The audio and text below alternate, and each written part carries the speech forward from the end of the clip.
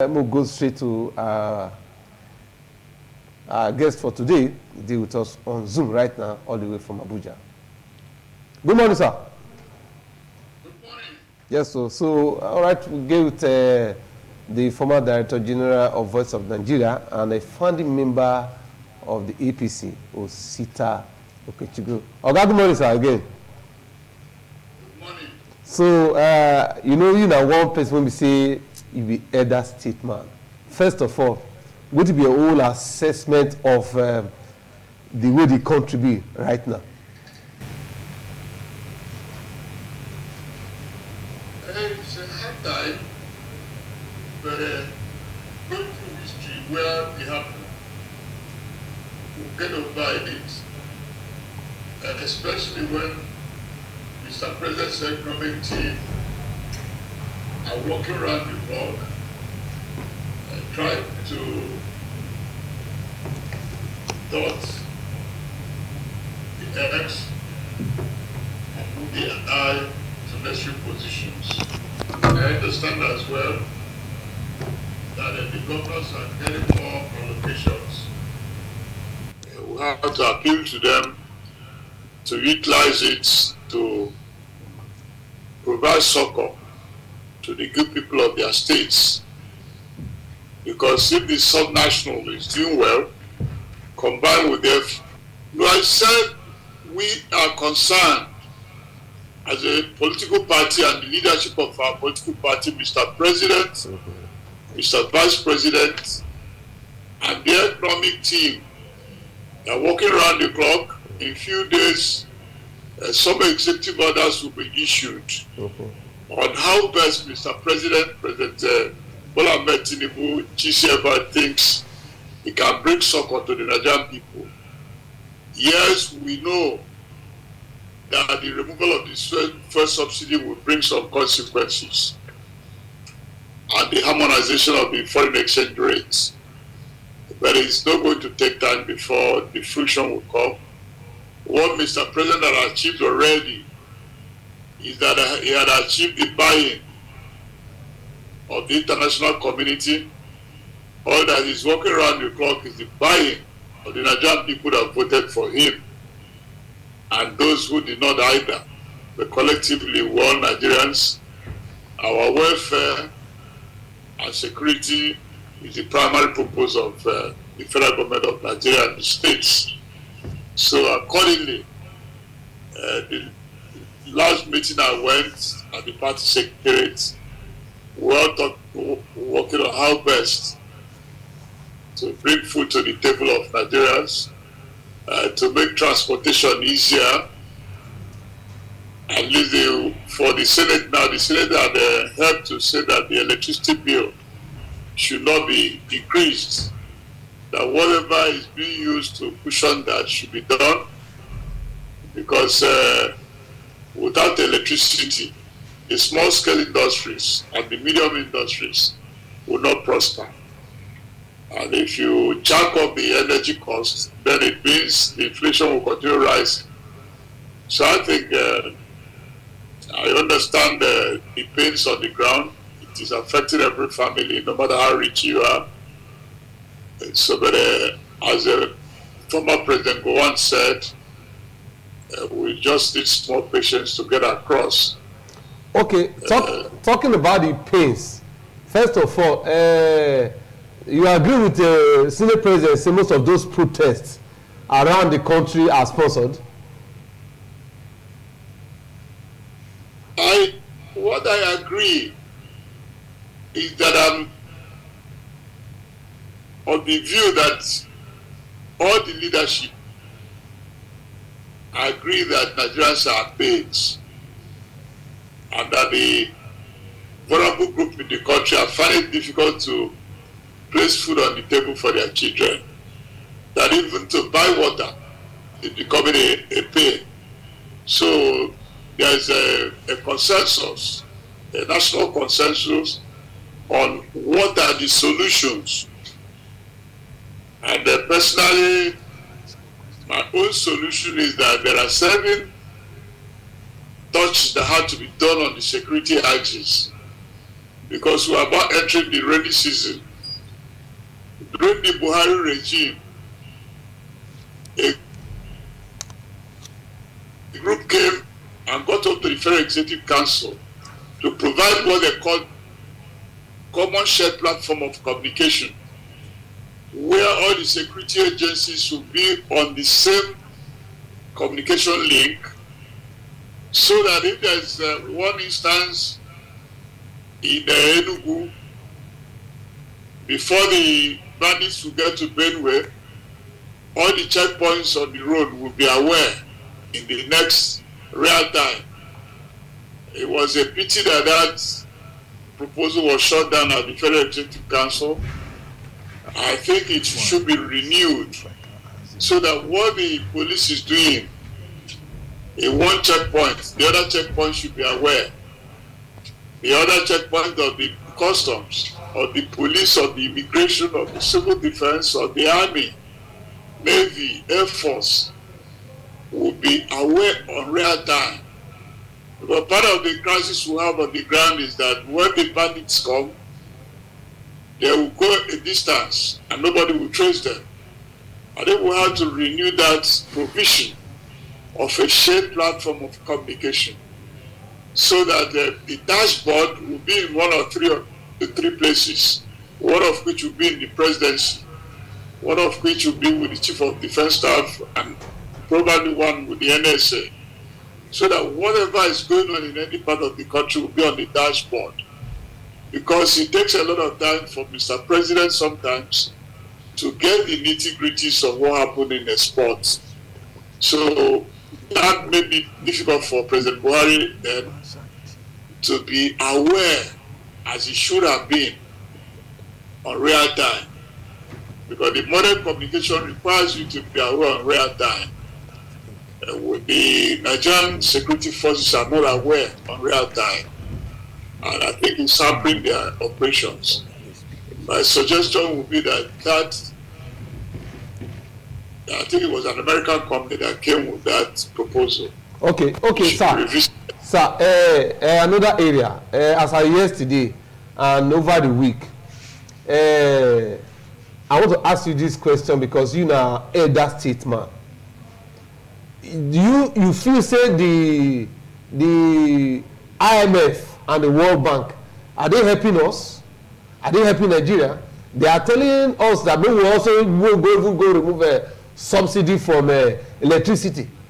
Other school of thought, they say most of those World Bank and IMF, they are not helping Nigeria. What will be your take on this advice from IMF?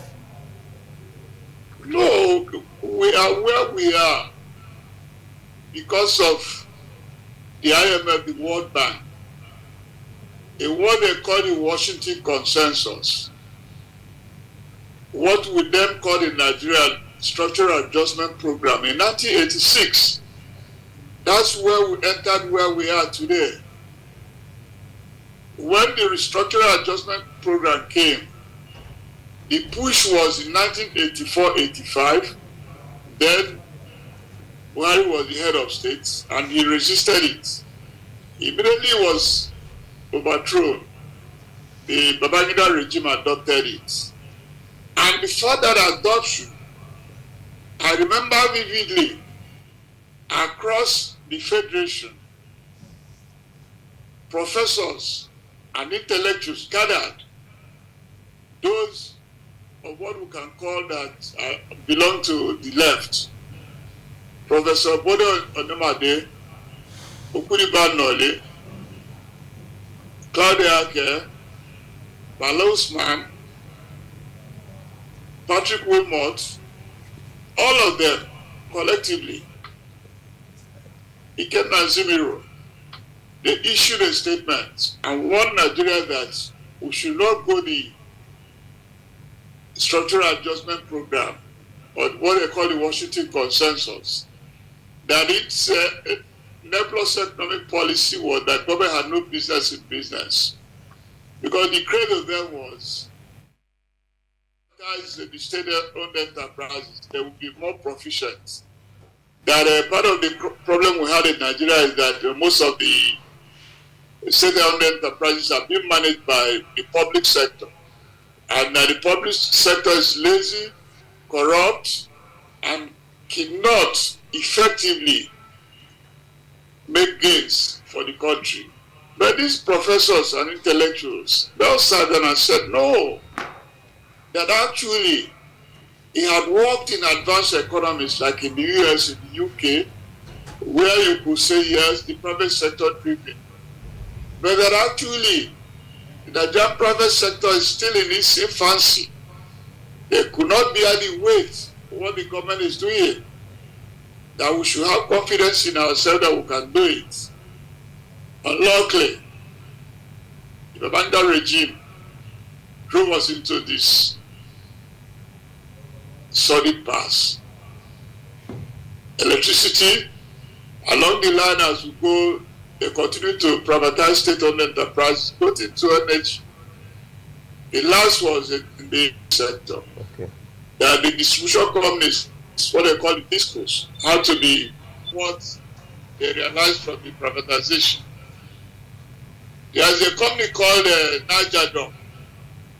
I remember then when it was about being privatized, my friend late Chief Ochomadekwe was the Minister of Transport, and the MD of the company, Chief Nnamdi Ozobia, came to Chief Ocho's house and said,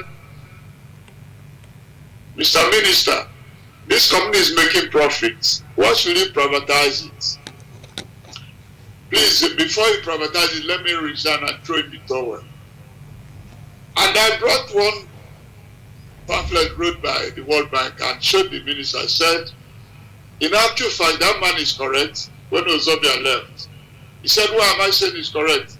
I said the World Bank as well, because it's not good to condemn the World Bank and IMF truly.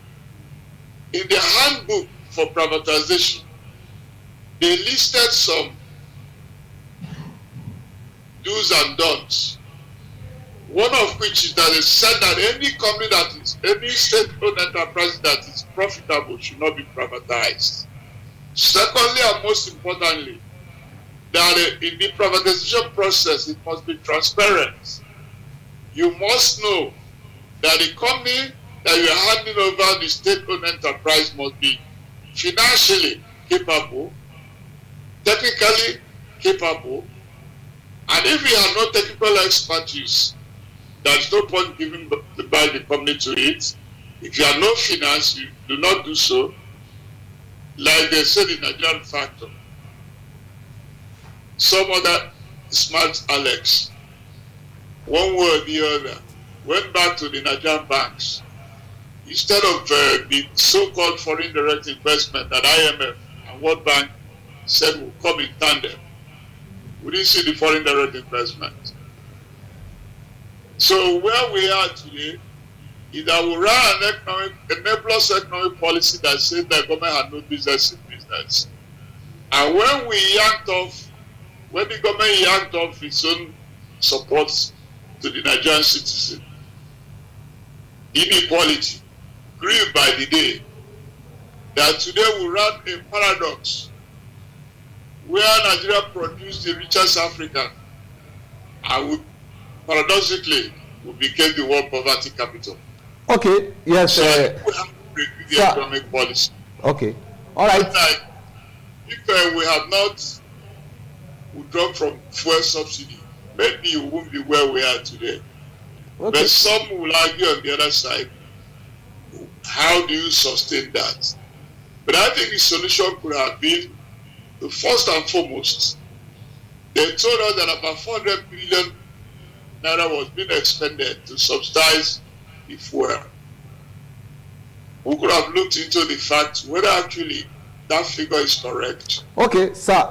Let's go into some other areas because of time. Ekanem, the veteran is here with you, so ask him question. Now, one of the persons who they look up to for this industry be that when they come out, they talk, when it be DG, I always they say, I was like, this man, I pray I go grow, reach this level for this profession, so that at least I go fit pass information to the younger generation. Good morning, sir. Good morning, sir.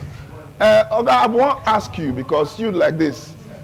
One, how we go to explain to people for the streets, for our area as media practitioners say a mudu of gari here at the Abuja network station. A mudu of gari would they buy 300, 400 before. Now, yesterday, now 900, 2,000 something.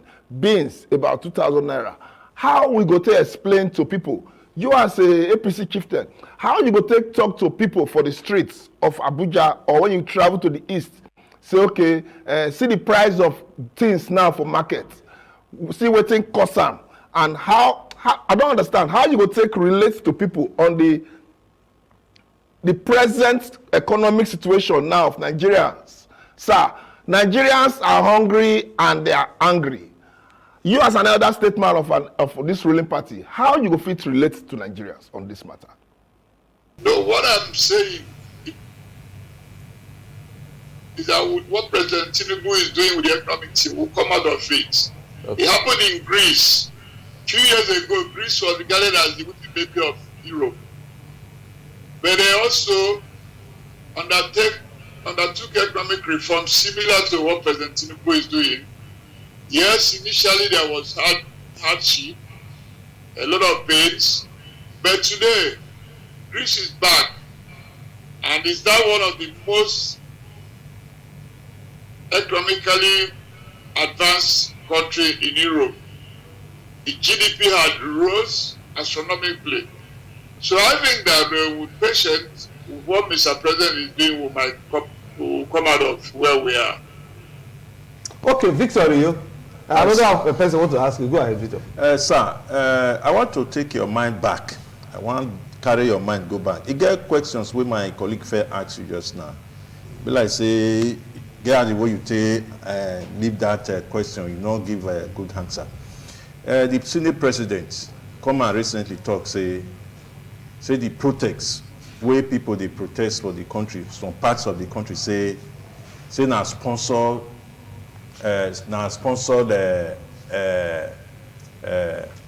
protests. But as an African Nigerian man, you know say they for get one say where they talk here say you don't go feed the, you know they beat Peking, you know feed the beat Peking where be say may the Peking may not cry. So I want me you put mouth for that statement, say whether na real sponsor, because the people they're hungry and at the same time they're not happy with the situation of things. Now sponsor protests or not? You see and say now sponsor protests.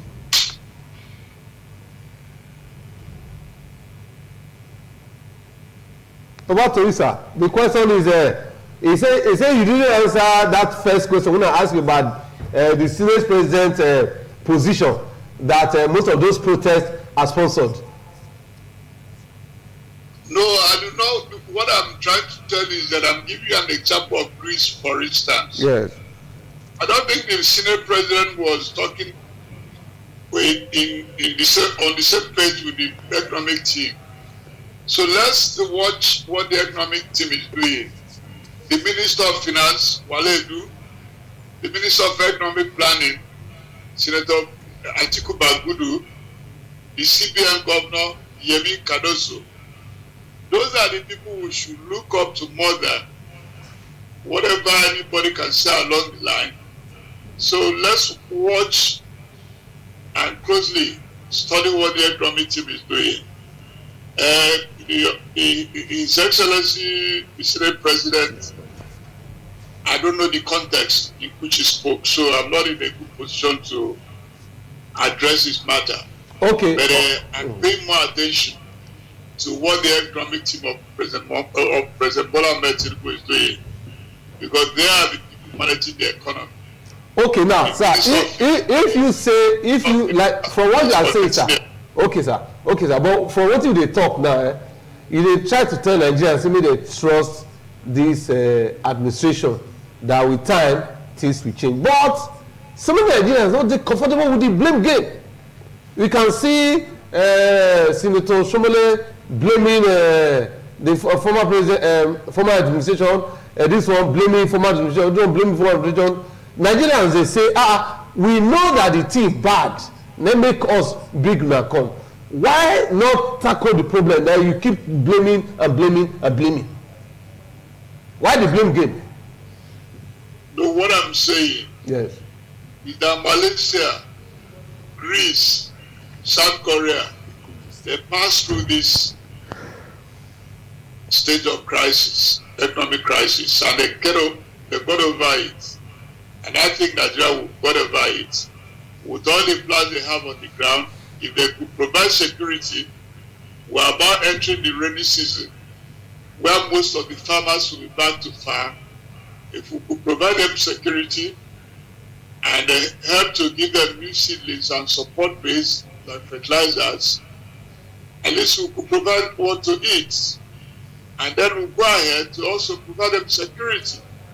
Because security is at the backdoor of their performance.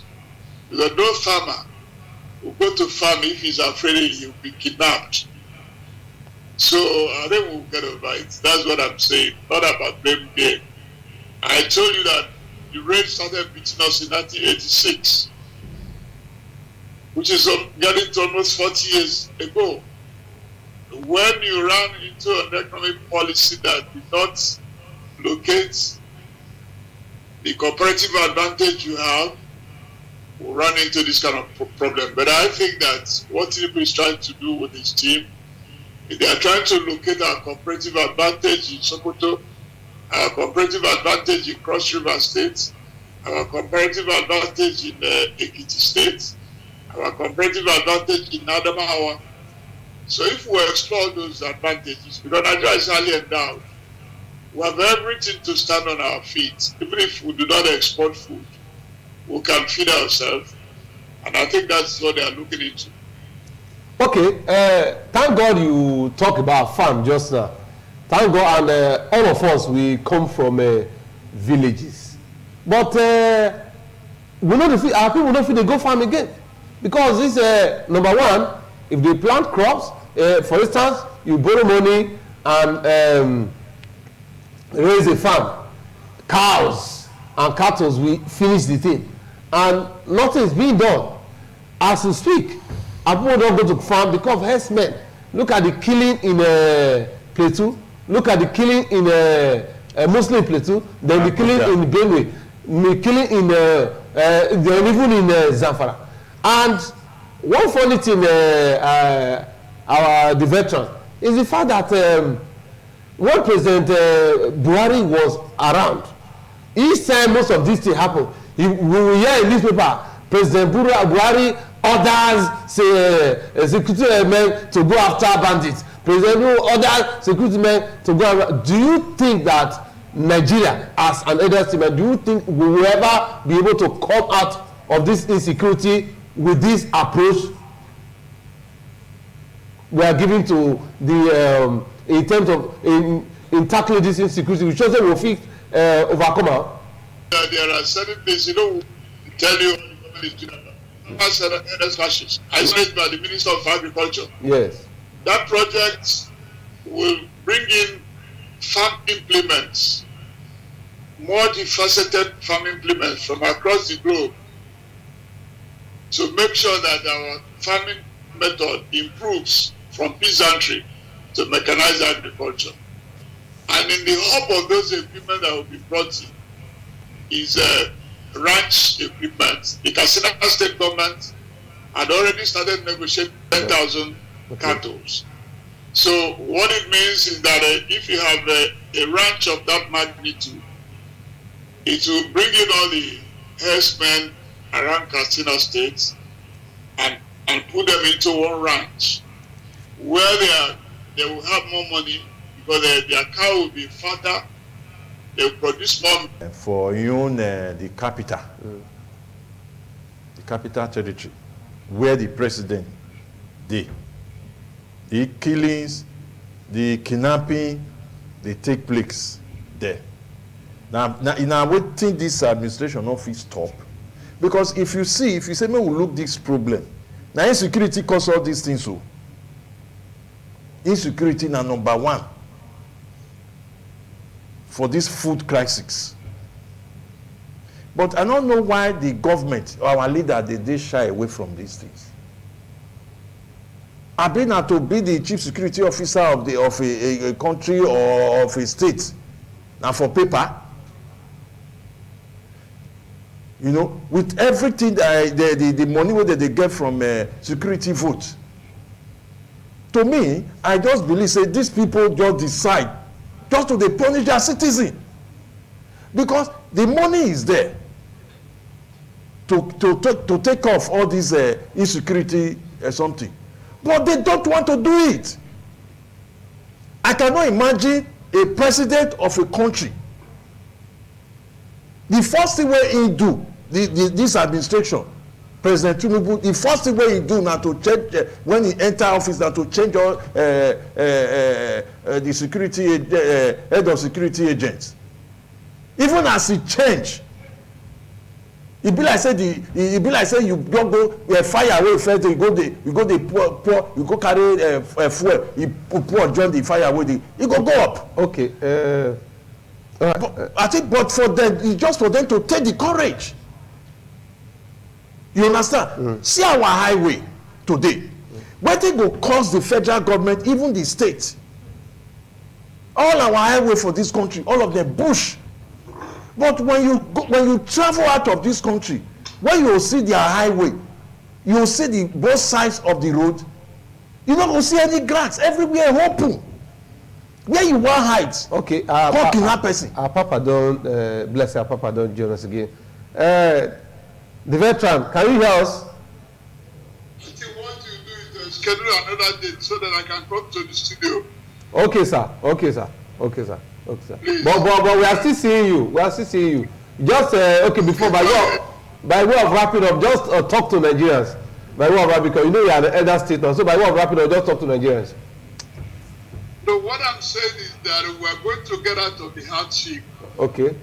With the policies that President Tinubu and the economic team are designing, to get out of the hardship.